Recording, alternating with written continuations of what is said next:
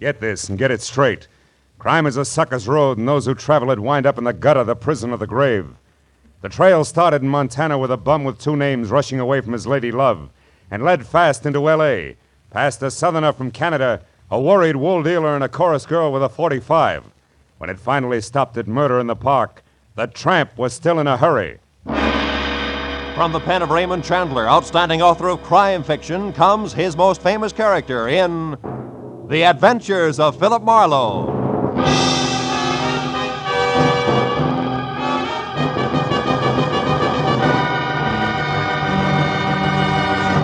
Now, with Gerald Moore, starred as Philip Marlowe, we bring you tonight's exciting story, The Bum's Rush.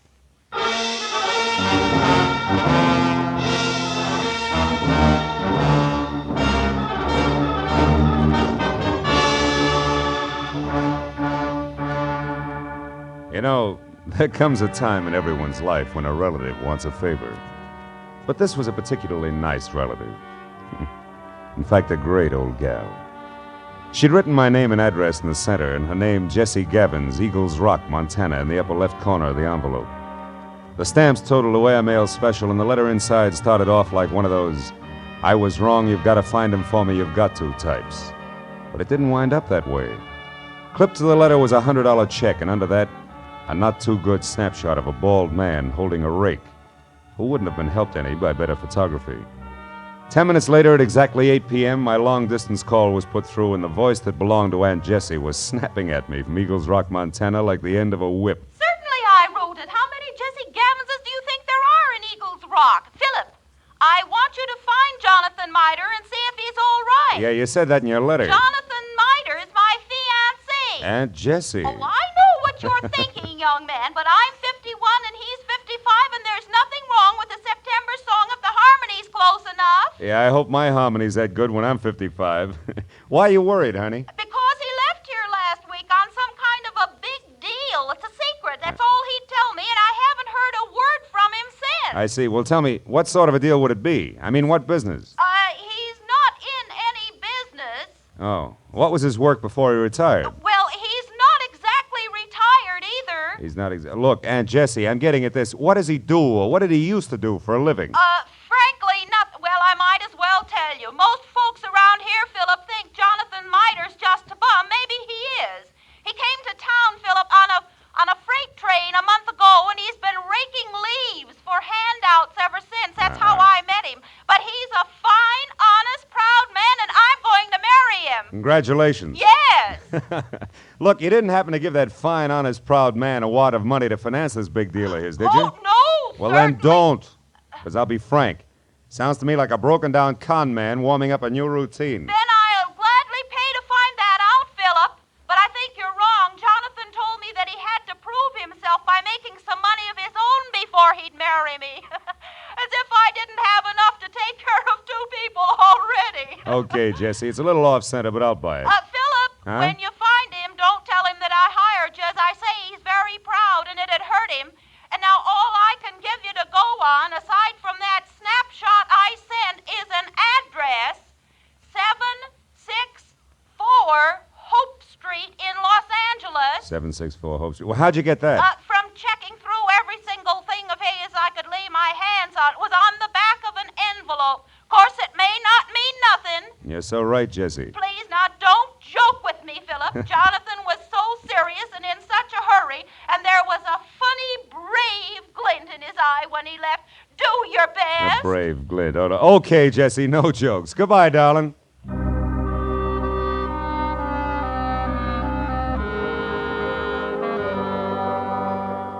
I felt a little sorry for my Aunt Jessie Gavins because the concept of a knight of the road rushing off on a secret quest to prove himself worthy of marriage held up like a celluloid shovel. And it got no help when I pulled to a stop in front of 764 Hope Street. It was a cramped combination warehouse and office of corrugated iron and glass brick, respectively, with a shy red and black sign reading Hirsch Woolens over a door that looked like, well, it looked like it handled about as much business recently as a repair shop for spinning wheels. It was half open, however, so I went in just in time to catch the last round of what must have been a healthy spat going on behind a frosted glass door marked so? private. Well, I'll tell you something, Mr. Eldon Hirsch. Keep your eyes more on wool and less on nylon and you'll be better off. All right. For heaven's sake, Martha, this is no time to quibble. We've got more important things to do. Unless, of course, you want to keep that chorus job at the Plumes forever. Well? Okay. But you just watch your step. Goodbye, Eldon. Stand aside, stupid. This is a hallway, not an art gallery. Yeah, there's a petty girl if ever I've seen one. Well, what do you want? Oh, Mr. Hirsch. Yes? Yeah, well, I'm Ned Johnson. I'm looking for a job. What kind? Oh, salesman. Wool's my I line. see. And how long have you been waiting out here? Oh, I just stepped in. Come inside. Thanks. Sit down. Now, what is your specialty? Woolens, worsteds, or felts? Well, I've handled them all. We confine ourselves largely to a very high-grade merino woolen, Mr. Johnson, Ned Johnson. I've worked with merino. Well, and what about the others? Lester, perhaps? Lincoln? Oh, sure. Lester, Lincoln, certainly. I find it all a fascinating business. So do I. A very romantic background. Yeah. By the way, what do you think of Lanatal as against merino? Lanatal. Well, not good. No, you see, I've watched the Lanatals from the range right through shearing and on up to weaving. It just doesn't compare. What's the matter? What are you really after? I slipped, huh? You fell on your face. Lanatal is synthetic wool made from milk. Now, who are you? Okay. I'm from the Sequoia Credit Association. We're investigating you. Just a periodic, routine thing. It's strictly confidential. Get out of here and stay out if I ever catch you. All right, take it easy. I was clumsy, that's all. Don't start a riot about it. Look, you pry into my That's affairs quite again. a temper you got there. Better watch it, Hirsch. It'll get you in trouble. So long.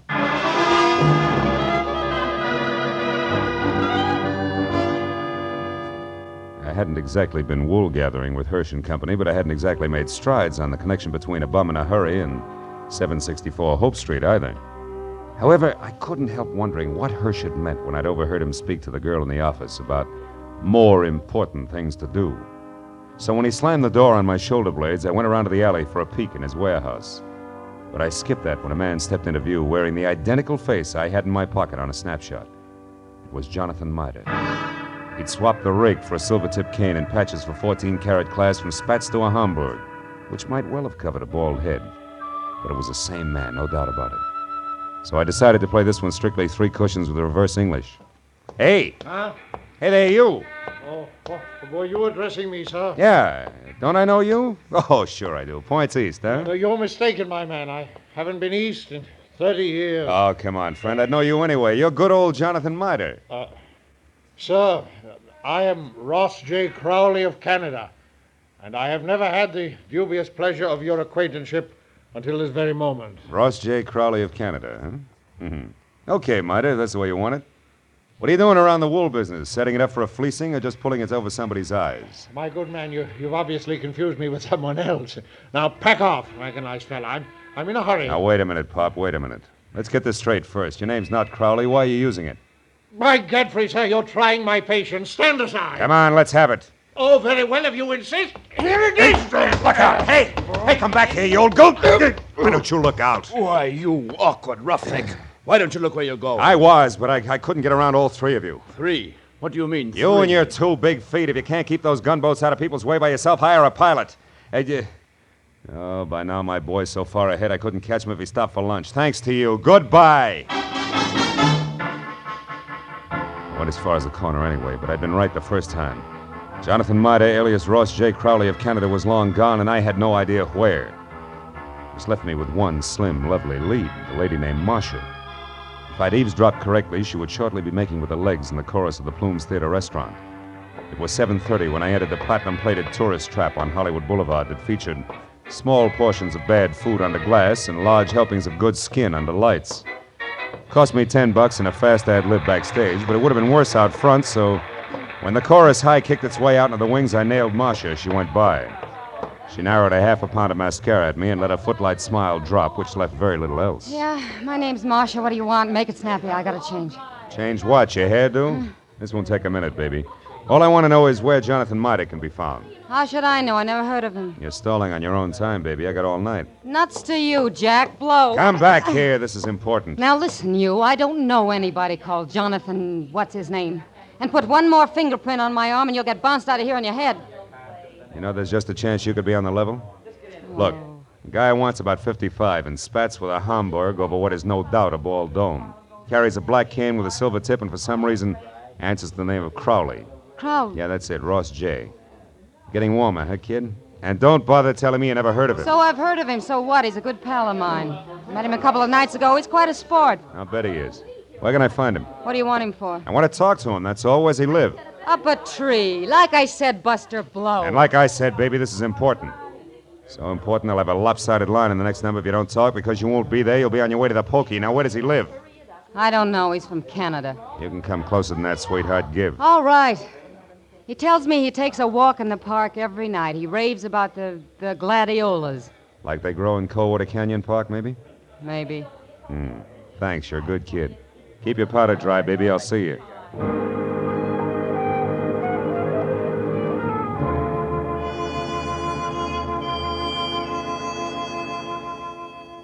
That park looked deserted when a half hour later I drove by it to the far end, turned down a side street and stopped. But as I started in on foot, I saw him, Spats, Hamburg, cane, and Alias, ambling slowly away from me along a back path. I started after him quietly, and when he got near a corner, I was close enough to hail him, and then grab. But I didn't get the chance. Stand still and keep your mouth shut. I turned slowly. It was the gentleman with the big feet, and he wasn't much uglier, just a little flabbier than the automatic wrapped up in his fist. You seem to be falling over my feet every time I turn around. I noticed that. But I figured the first time was coincidence. What do you figure now? That our gay dog, Mr. Crowley, who just turned that corner there, is wagging two tails. But you hold the gavel, Chairman. And don't you forget it either. So he gave you the name Crowley, did he? Mm-hmm. Why, you think he's got another one? Stop that. We both know he's lying. What I don't know is why he took that name or why you're interested. It's a hobby. I collect old geezers with more than one name. You're going to handle hard, huh? You won't tell me? Well, I don't know your angle either. We might work out a trade, huh? No.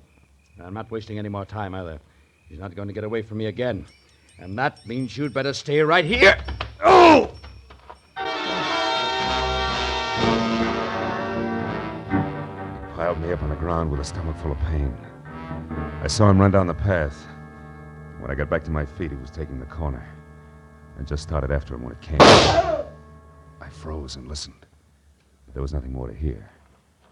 I walked softly as far as the corner. He was face down, the toes of his oversized shoes digging into the grass, and the gun he hadn't time to use spilled a few inches away from his clenched, dead hand.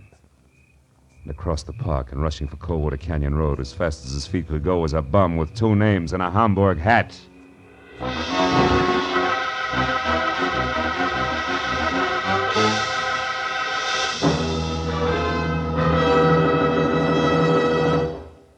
In just a moment, the second act of Philip Marlowe. But first, 30 minutes packed full of talent, music, and fun. That's the Horace Heidt Original Youth Opportunity Show, coming your way every Sunday evening on CBS. Yes, this fall you'll hear them all on CBS. A galaxy of stars. And one of the brightest is genial Horace Heidt, who keeps the fun rolling with one hand and with the other pushes open the door to opportunity. Gives a talented youngster his big break toward fame and fortune in show business. Remember, Sunday night, it's Horace Heidt and his original Youth Opportunity Program. Listen every Sunday, starting this Sunday, over most of these same CBS stations. Tune in this fall for the shows that you love best of all. Listen carefully. Here's the address. It's CBS, CBS. Now, with our star, Gerald Moore, we return to the second act of Philip Marlowe and tonight's story, The Bum's Rush.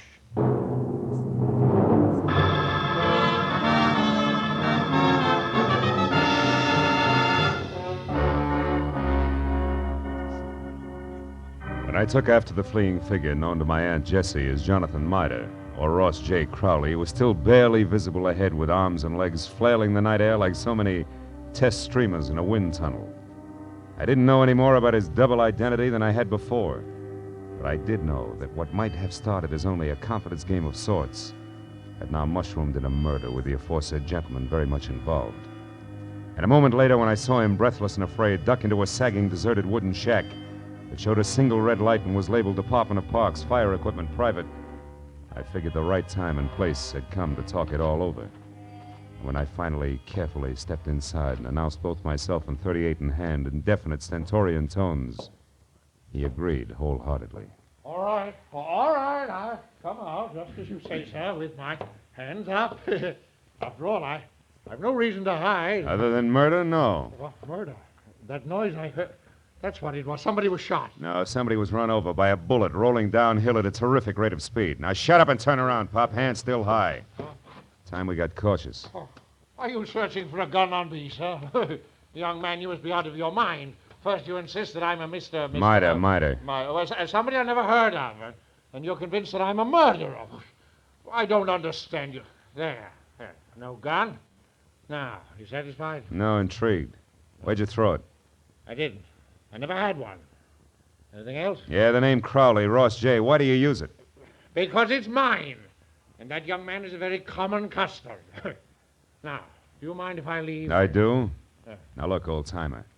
I'm only going to be nice about this for a little while because, first of all, there's a fresh corpse outside, and where I stand, you could be responsible for it.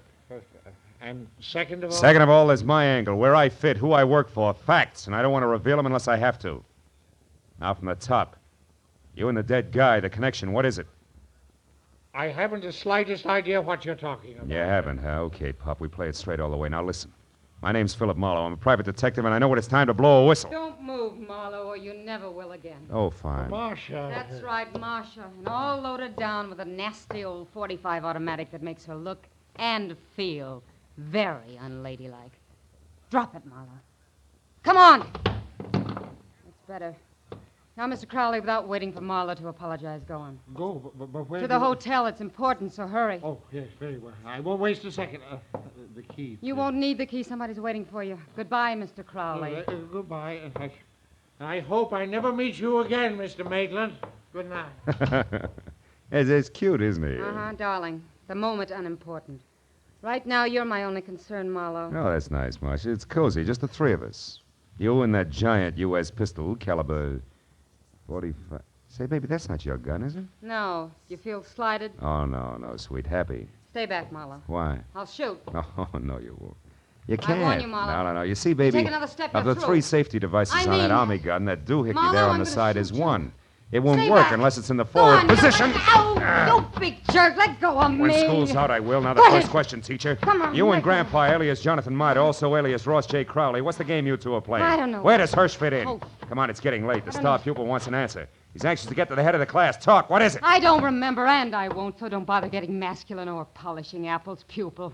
When I forget for a long, long time. Is that clear? Yeah, it is. And since I can't wait, since I want to go out and play, Well, we'll put you in right here on. for safekeeping. Yeah. Hey, honey, you don't mind if I go through your bag, do you? I didn't think you would. Oh, here's a key that says at what room I'll find the team of Crowley and Miter. Oh, my, such a temper. After I'd picked up my 38, which the lady, who no longer sounded like one, had made me drop, and had checked the hotel key that read Villa 12, Wilshire Gardens, Beverly Hills, I ran outside and back toward my car in what I figured should be a big hurry. But when I was halfway there, I had a premonition that speed was not to be. A premonition that was a head dressed in blue, carrying a club, wearing a badge, and leaning on my right front fender. And it wasn't until I was next to him that I quit worrying about a long, involved delay. Because the officer on hand, one Kurt Lemley, was an old and I hoped still good friend. Well, hiya, Phil. Been waiting here for you since I called in about that body up there. Some kid heard the shot. Oh, so you had once pegged this all-alone and very suspicious-looking car, huh? Yeah, surprised it was yours and disappointed. I'd hoped the name of the owner's tag was going to be Raleigh Newcomb. Hey, You wait a see, I minute, had wait a minute. You know his name? Don't you? No, we were on different sides when he got shot. No, he's from Canada. What? Yeah, Vancouver. He had a business up there with a guy named Ross J. Crowley. Crowley? Mhm. Hey, Kurt, how'd you find all this out? I found a clipping in his wallet. It's got a picture on it. Oh, wait, right here. Wait a second, I'll put a light on it. Yeah, hurry up, will you? Right, see? See, two guys in front of a building. That's Raleigh right. Newcomb and Ross J. Crowley officiated the Kurt. opening of the... What's the matter? Sure, it's what I figured. The guy's a liar. I've already met a guy who insists that that's his name and he's bald like the Crowley in the picture. Yeah, but there's a similarity ends, even though the picture's anything but clear. What guy you talking about, Phil? Jonathan Miter, an old geezer I was hired to find. Oh? Bum who's pulling something fancy that incidentally ties in real tight with that murder over there. You know where he is, Phil? Sure I know. That's where I was heading when I ran into you. Oh, Ran into what? What is it? the picture. What? Kurt. Yeah? Move your thumb up a little, will you? The way you just had it. My thumb? Yeah, move it. That's it, like that. Oh, brother, have I got a hunch. And even as I crossed the room, I knew that I was going to read a suicide note addressed to the police, telling them that the undersigned Ross J. Crowley had taken his own life, as well as that of the partner he'd been stealing from, Raleigh Newcomb, who had currently been pursuing him. What I didn't know until I reached for the letter to make sure that I'd figured right was the last line, just before the signature. It read, "Also, rather than face the humility of being dragged through the courts for killing Newcomb, I have taken the life of a man who would have caught me. A private detective named Philip Marlowe." You read well, Marlowe. What? Especially when it's your own obituary. No, don't move. Well, Mr. Hirsch, huh? What do I call you, Crowley, now? Doesn't matter, Marlowe. Suit yourself. What does matter is that you're not quite the boy genius you think you are. Meaning what? Meaning Marcia. You talked to her at the Plumes, then she talked to me. Between the two of us, we've maneuvered you around just like we wanted to, so we could include you in our plans. In other words, Marlowe, when Marcia sent Mida here from the park, we knew you'd follow. Marcia's reliable. Yeah, all year round, I'll bet. Okay, Crowley, so the one with two heads isn't Jonathan Mida, it's you. You is Eldon Hirsch here in L.A. Is Ross J. Crowley, Newcomb's partner up in Canada. A crooked partner, Crowley, who, when he knew he was going to be caught, decided to kill himself, but with another guy's body. Jonathan Mida, so it wouldn't hurt. Exactly. Also, Marlowe, nobody will bother to look past what will pass as Crowley's buddy, or the murderer of Newcomb, who I didn't expect on the scene. I think you'll admit it's all accounted for in that letter there in Crowley's, my handwriting. Bravo, you've skipped nothing. Now, what about me? Yes, you. You must go before Jonathan Mida, you know. Otherwise, the coroner might find something wrong with the sequence of deaths. So it's you first, then Mida. Who no doubt is unconscious in the bedroom right now? No, Mr. Marlowe, who no doubt is standing right here listening carefully. Mida, you crazy fool. Stay where you are. No, Mr. Crowley, I won't. That way I die. This way, at least I have a chance. Oh, Crowley! My shoulder. Mida, you all right? Yeah, I think so. Just wing. Oh, you got him, didn't you, Mr. Marlowe? Yeah, Yeah. No. No, Jonathan, you got him. That rush did it, you big... Bum, Mr. Marlowe? Yeah, bum.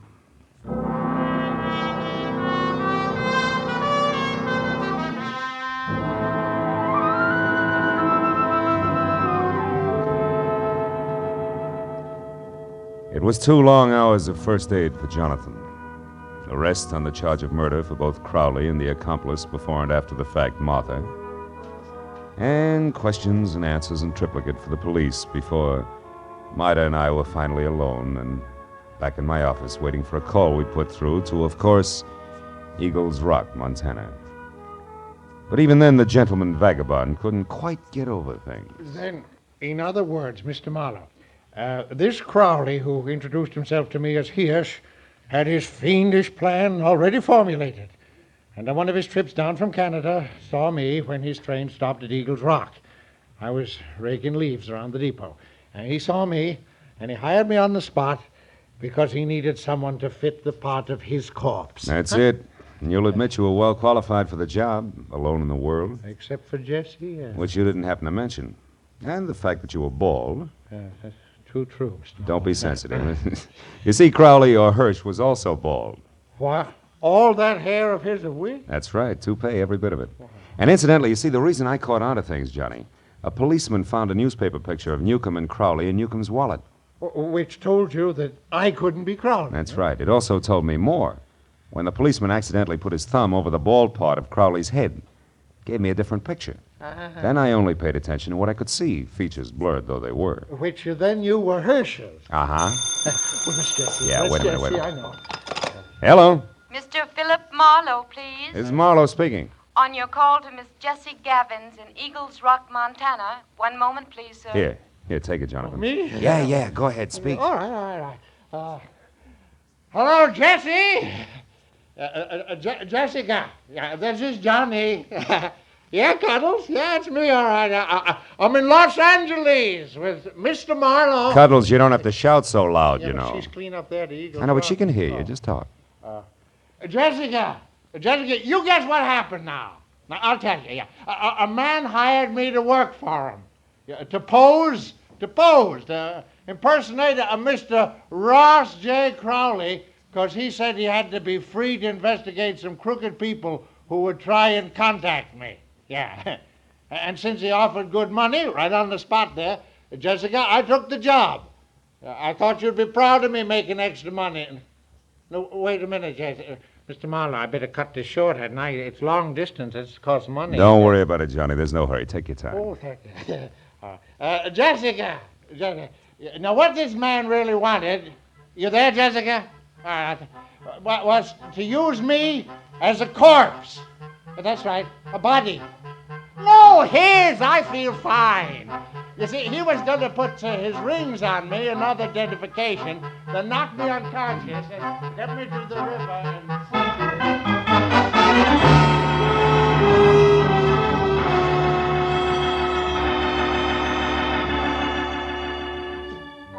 By the time I got Jonathan Mida down to Union Station and aboard a northbound train with specific instructions to stay away from strangers, and got back to my own apartment on Franklin, it was better than 3 o'clock in the morning.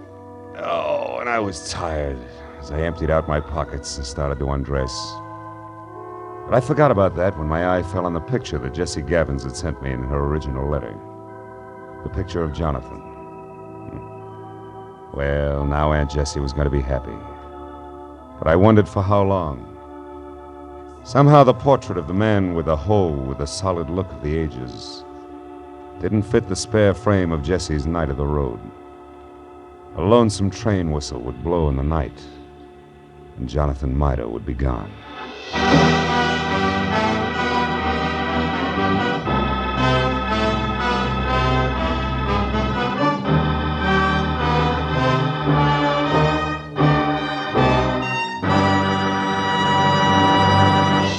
The Adventures of Philip Marlowe star Gerald Moore and are produced and directed by Norman MacDonald. Script is by Mel Donnelly, Robert Mitchell, and Gene Levitt. Featured in the cast were Georgia Ellis, Hans Conried, Ann Morrison, Herb Butterfield, Wilms Herbert, and Bill Boucher. The special music is composed and conducted by Richard Arant. Be sure and be with us again next week when Philip Marlowe says... The lady tourist was a school teacher out after glamour, and she got it. But only after she learned that in Hollywood, the 3 R's could be reading, done in a dark room, writing found in a dead man's pocket, and arithmetic that added up to murder ×2.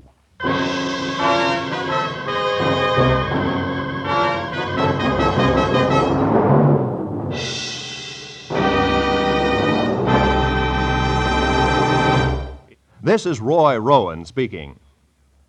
Now, stay tuned for Gangbusters, which follows immediately over most of these same stations.